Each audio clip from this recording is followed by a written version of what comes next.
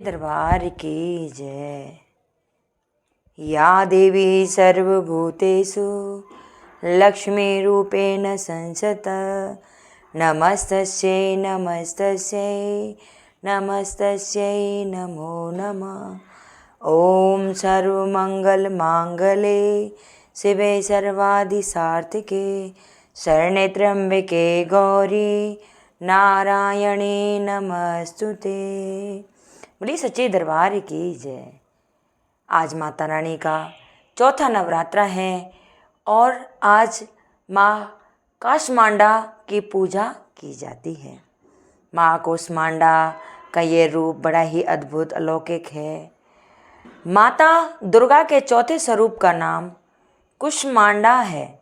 अपनी मंद हल्की हंसी द्वारा ब्रह्मांड को उत्पन्न करने के कारण उनका नाम कूष्मांडा पड़ा। नवरात्रे में चौथे दिन कूष्मांडा देवी के स्वरूप की उपासना की जाती है। इस दिन साधक का मन अनाहत चक्र में स्थित रहता है, अतः पवित्र मन से पूजा उपासना के कार्य में लगना चाहिए। माँ की उपासना मनुष्य को स्वाभाविक रूप से करनी चाहिए।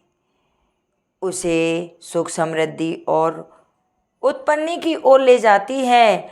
अतः अपनी लौकिक परलौकिक उन्नति चाहने वालों को कूष्मांडा की उपासना में हमेशा तत्पर रहना चाहिए।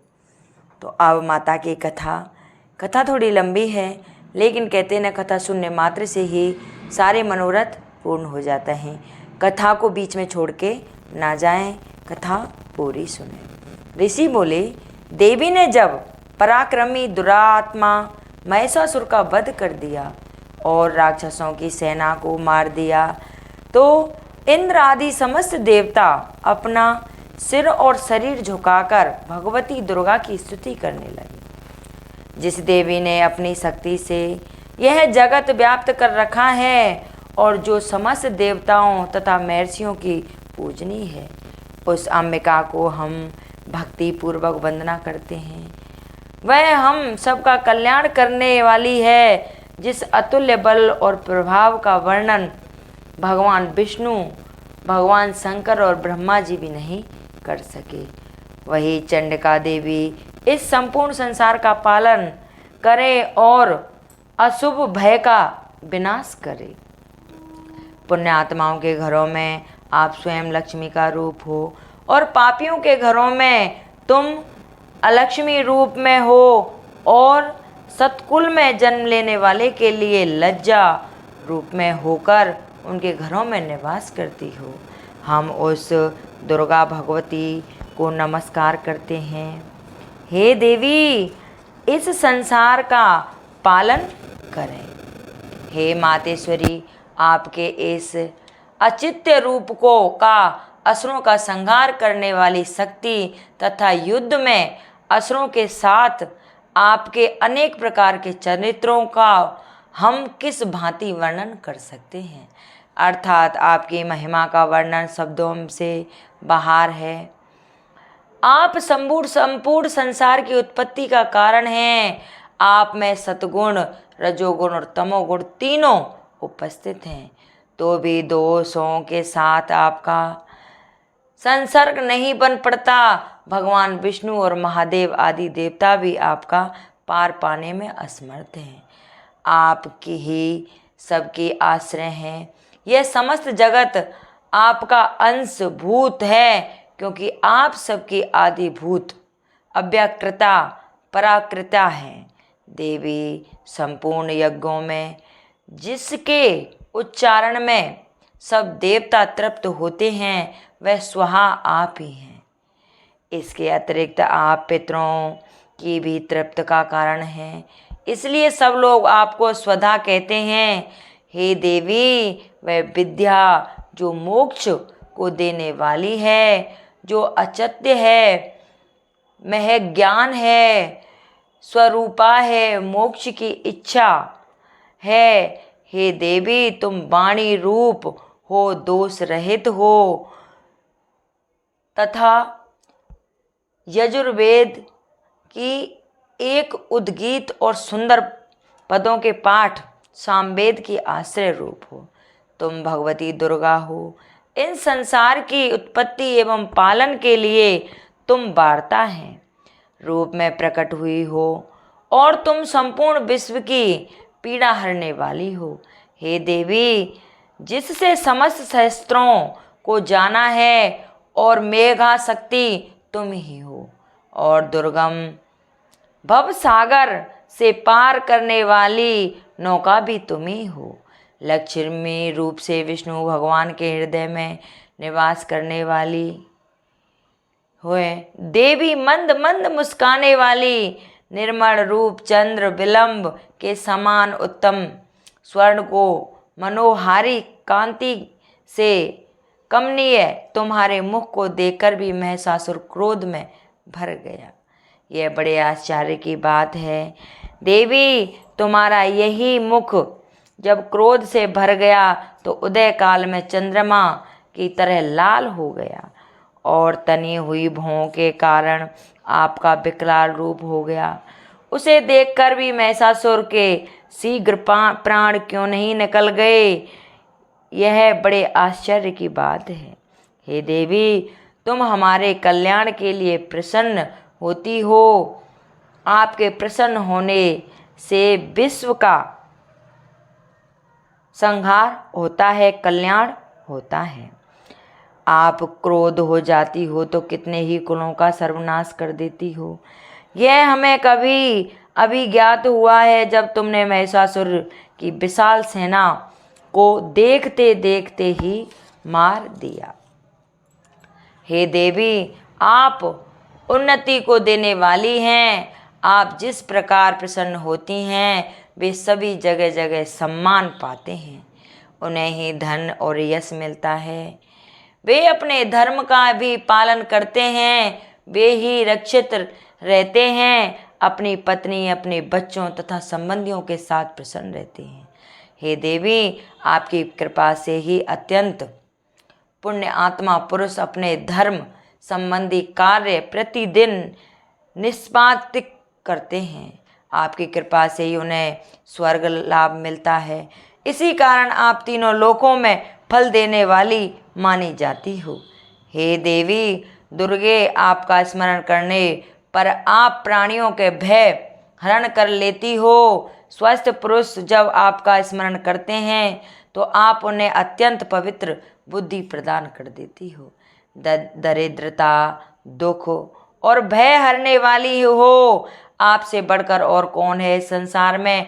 आप ही सबका उपकार करने वाली हो तथा सर्वदा दयामयी हो। हे देवी, उन असुरों का विनाश करने से संसार में सुख और शांति हो गई।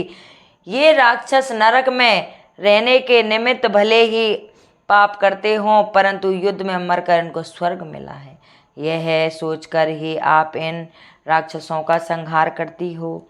हे देवी, संपूर्ण राक्षस आपके केवल देखने मात्र से ही भस्म हो सकते हैं, फिर आपने अस्त्र शस्त्रों से इनका विनाश किया।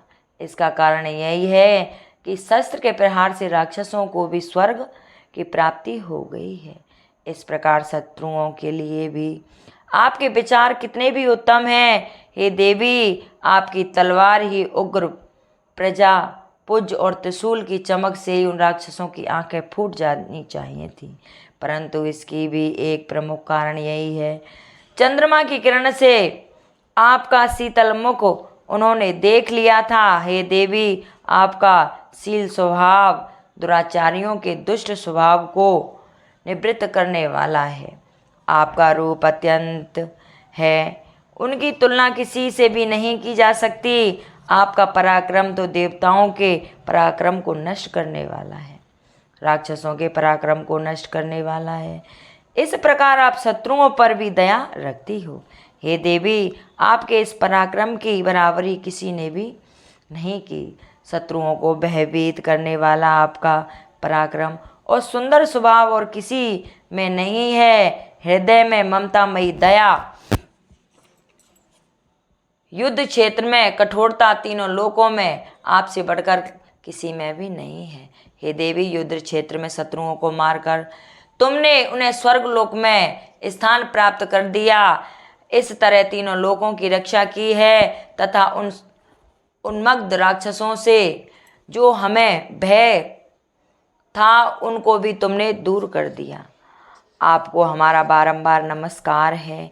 हे देवी, त्रिशूल से हमारी रक्षा करो। हे अंबिके, तलवार से हमारी रक्षा करो तथा घंटे की ध्वनि और धनुष की कटार से हमारी रक्षा करो। हे दुर्गा देवी, चारों दिशाओं उत्तम, दक्षिण, पूर्व और पश्चिम असौम्य रूप से उनमें हमारी रक्षा करो एवं इस पृथ्वी की भी रक्षा करो। हे अंबिके, आपके हाथों में जो शंख, शूल और गदा आदि शस्त्र सुशोभित हैं उनके द्वारा हमारी रक्षा करो।